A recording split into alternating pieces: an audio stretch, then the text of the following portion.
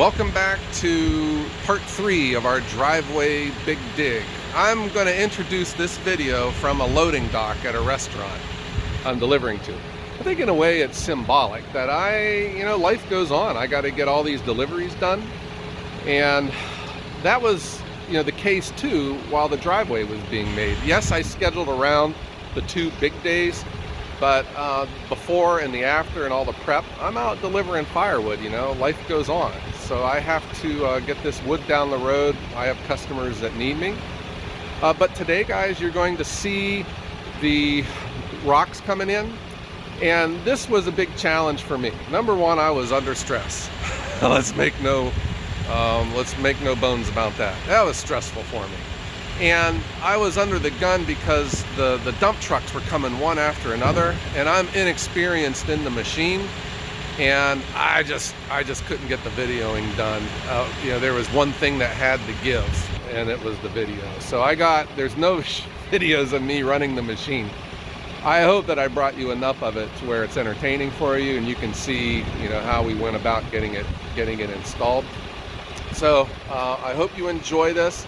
And I think once this is all over too, I want to do a recap on everything that I had learned about renting heavy equipment like that, and for a DIYer without any experience, what you can expect, because I did learn a lot. All right, guys, here you go, and I hope you enjoy the show.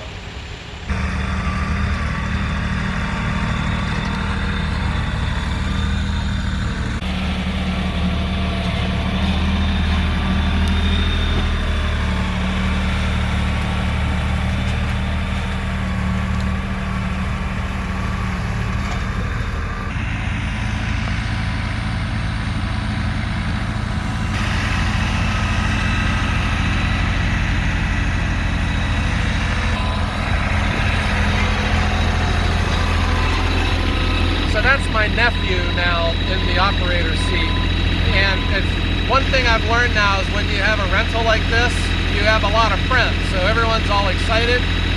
So of course I've given him, he's an experienced operator too, but he wanted to try one of the Bobcats, so he's all excited, and he is helping grade that I guess the overburden, the topsoil that we had dug out. That's all piled up against the timbers now. I think it looks really nice. But I get to be the foreman, so I'm driving around on the compact tractor.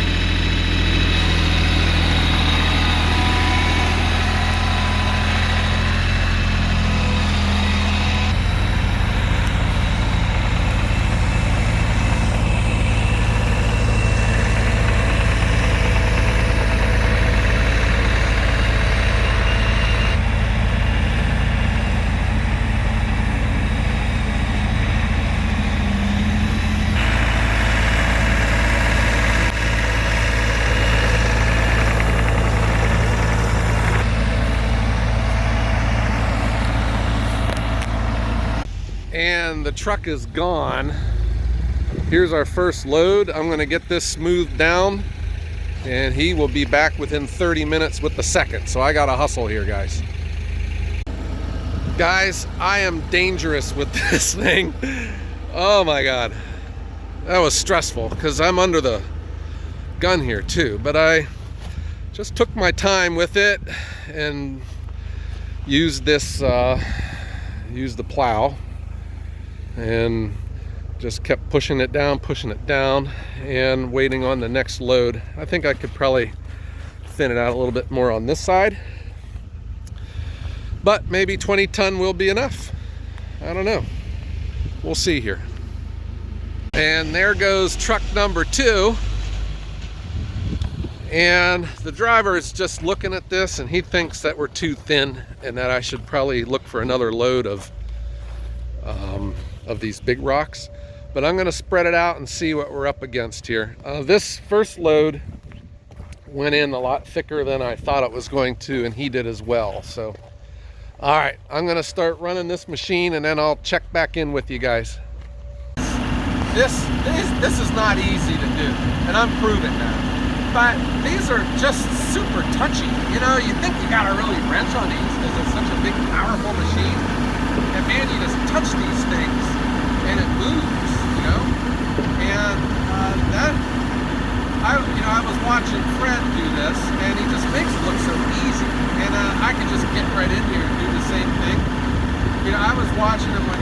digging on the edge here, he was like flipping it up off the cutting edge and back into the bucket. And it looked just like it was just something I could just climb right in the bucket, in this machine here and do it. I can't do it. It would take me until I'd have to retire to get as good as he was. So hats off to all you operators out there. It's gotten windy, guys, but here is load number 2. And I went ahead and ordered another load of this big rock. They call these 1x4s. That'll get our height up a little bit better, and then we'll have the smaller stone come in later today. All right, but oh man, I'm telling you, I am lost on that excavator. I don't even know if I have improved any. I think, you know, with my tractor over here, you know, there's dump and curl with the loader, and it's the same on this, but what I realize is that you're looking at the bucket instead of, you know, the bucket going the other direction. And then for whatever reason, my brain and my hands aren't picking that up yet. So I'm just banging into things and digging when I should be dumping, but it's been fun. And the other thing too, I have to wear my glasses. These are prescription. You got to be able to see too, you know, because it's it's just a different experience for me. So being able to see what you're actually reaching out for, that's important. And I know you're dealing with gravel here, but still it's important. All right, guys, waiting on truckload number 3. Guys, I am very happy we got this third truckload of 1x4s.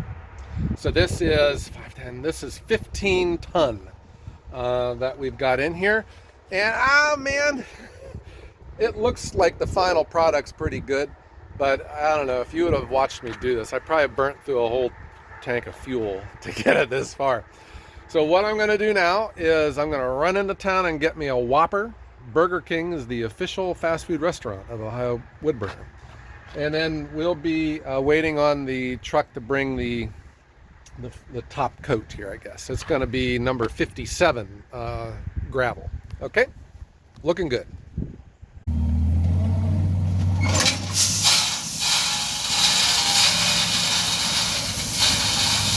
It's getting windy out here. So my nephew is now running, and he's a farmer and he's real good on these things. So, oh my God, had I done this myself, I would have never gotten it done. I would have at least been replacing the pine boards on my trailer. That's for sure. So I've went ahead and I'm buying another load of gravel for this top coat. It's still too thin. And that's largely because we had to go so deep when we dug this out. All right, I hope that you're enjoying this and seeing these stages here of building this what I thought, was a simple gravel driveway, but this is pretty involved. It's not like you just dig a hole and fill it with gravel. It's much more involved than that. I'll give you guys my summary on this here when we get this project done. Thanks for watching, guys. We are wrapping up day 2, guys. The last dump truck came in and I just told him to dump it right here in the middle of the driveway. And I think the strategy is it's easier for us to move this around to where it needs to go. Because down here by where it meets the asphalt, it's kind of thin here. So we're not tailgating it anymore. We're just having them dump it, and we'll get these final pieces brought in. But this stuff has got that granular material in it, like this, along with the gravel, and man, it packs like cement. This is probably going to leave puddles of water on it when it firms up, but it feels real good, guys. So this is where we are. This is day 2, and I will keep you guys all updated. My truck and trailer are still prisoner back there. I'll be able to get it out here eventually. I'm glad you guys are watching and following along. It's fun, but it's also stressful too, you know. And while all this is going on, I'm not delivering firewood. I'm going back on my schedule tomorrow. I'm going to be making some deliveries, and then we'll be finishing this up in the afternoon. All right, guys. Thanks for watching. And here is the final driveway. Maybe I could go with another layer of this top coat, but I think the ground here is a little bit deceptive. It's not that high, really. I think once this wood gets moved out, I can remove all of that dirt, because it's just the way. I've told you before, there is like a hump in the ground that comes up like this and then goes down, which I think also contributes to all this water getting dammed up out here. So I think this ground could be reworked, and I think this driveway here is pretty consistent with the lay of the land. I think this dirt got built up probably when the house was built, and there's a pond back there too, and I think they were spreading clay out in here. So there we go though, guys. This weather is just fickle, man. When Leppo delivered the machine, it was freezing, and then it warmed up for about 3 days, and now they're coming back for the machine and it's freezing. So and I mean, it is cold out right now, but I think it looks nice, guys. And this E50, the Bobcat, this thing's amazing. Good night. And Leppo is a great company. I hope that you guys live within their market. You can't go wrong with these guys. So, and this is our final product. Obviously, this is a DIY build, but you see how I operate. If I don't know how to do something, I try to find someone who does and build a team around that. And that's what we were able to do here. It looks great. And that concludes the 3-part series for the driveway install. Yeah, part of this just seems, I don't know how to describe it. This isn't a long distance. It's like 54 feet. But to me, at times, though, it felt like Interstate 80 all the way across the country, you know. I think for the experienced operator, you know, this was a simple project.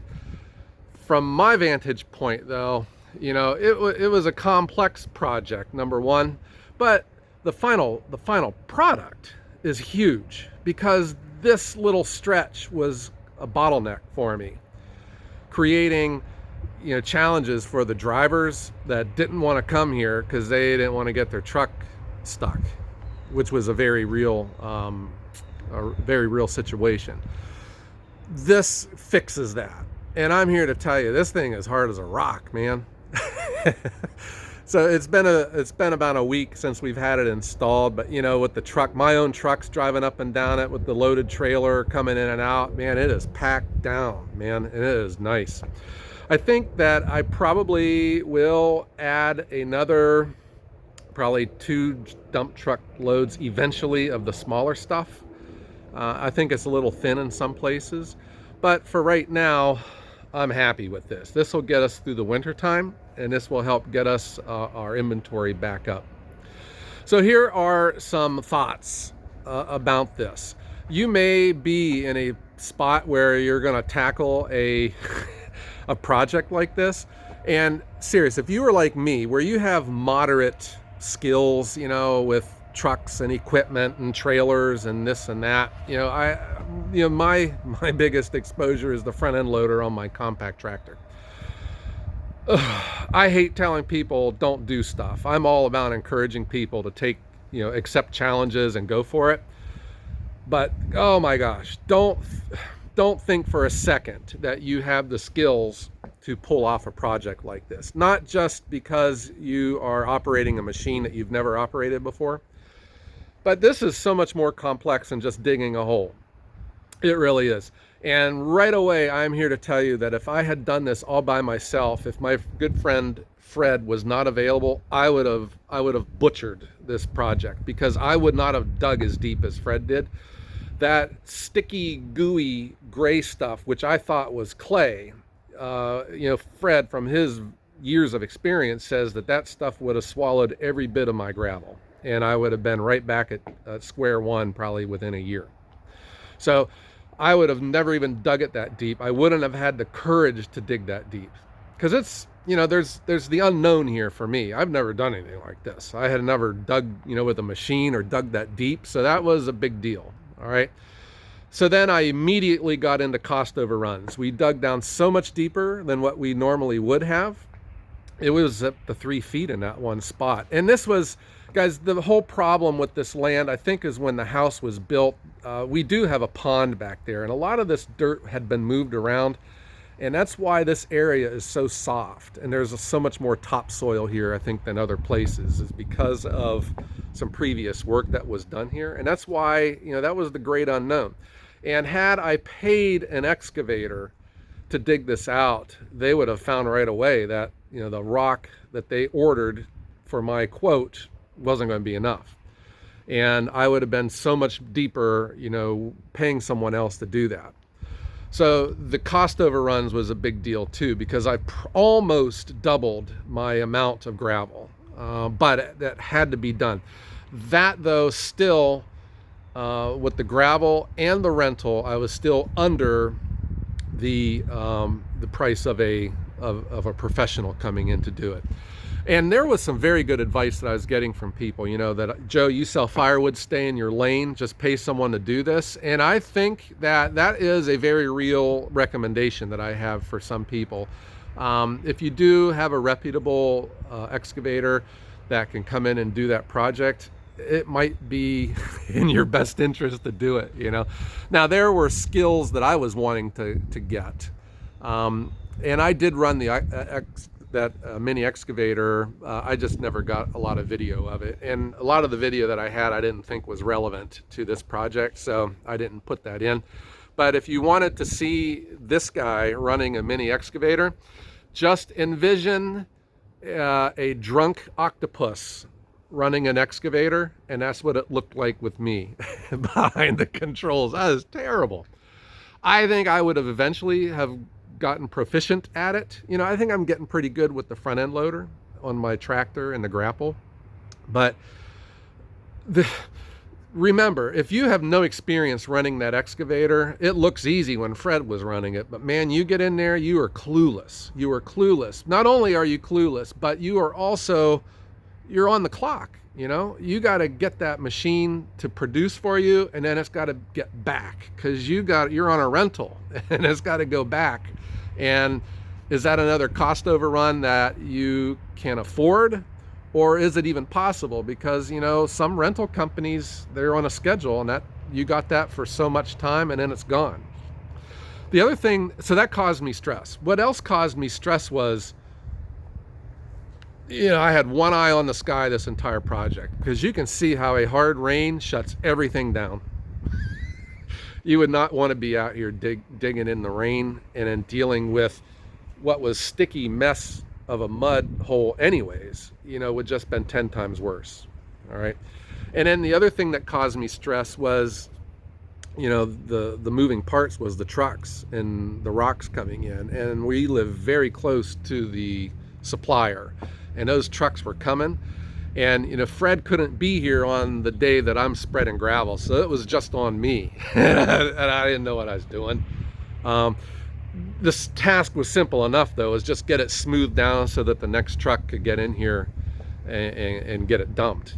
But that's why I just, when I had the stress of the weather, me here all by myself, the trucks that were leaving and coming, one thing had to give, and that was filming it. I couldn't even get a tripod set up and just show anything, because I just had to get this done. And then Leppo's coming to get the machine, so that explains why you don't see me running that machine. Okay, and I think another thing too is, regardless of how your plan of attack is for a project like this, you got to be able to adjust and change. And we changed immediately. My whole plan was to use both of my trailers, knowing that the batteries were not going to, hold up for all of this dumping. But our very first trailer load that I took way back here to dump, that material that was in there was just so sticky that it wouldn't even come out. I had the trailer all the way up in the air and it would hardly come out. We had to bring the excavator out and scrape it out. So we immediately adjusted, and I didn't even use my new trailer, and I'm really glad that I didn't, because the excavator, when it was scraping, I'd like to keep the paint on that thing. So I only used my older trailer, and it worked out fine. And we really had this 54 feet dug out in about 2.5 hours, I think. And that was with a retired but a very skilled operator, number one. And then, we had our process set up where he just followed me up the road and we just scraped it out, and then we just came back down and did it all over again. I think we had a total of 11 trailer loads of dirt that we hauled out. And that's what you see, what you saw with my nephew smoothing it all down. It was just put back there, and that's going to be my stacking area. So I'm going to change where my wood's going to be stacked parallel to the road. It makes loading it up so much easier. All right, so I hope that you enjoyed this series. I'm a firewood guy, and I enjoy selling and making and stacking firewood, but the channel here is a day in the life of a firewood company, and this is some of the stuff that we got to do. And this has just been a bottleneck, and I spent more money on this than I was wanting to, but I am standing here right now thinking it is done. And it's time to move forward, guys. Full speed ahead. All right. I appreciate everyone for watching, and please hit the like button. And I'm glad that you got to see my good friend Fred at work. He's a super, super nice man. All right. Everyone have a great day.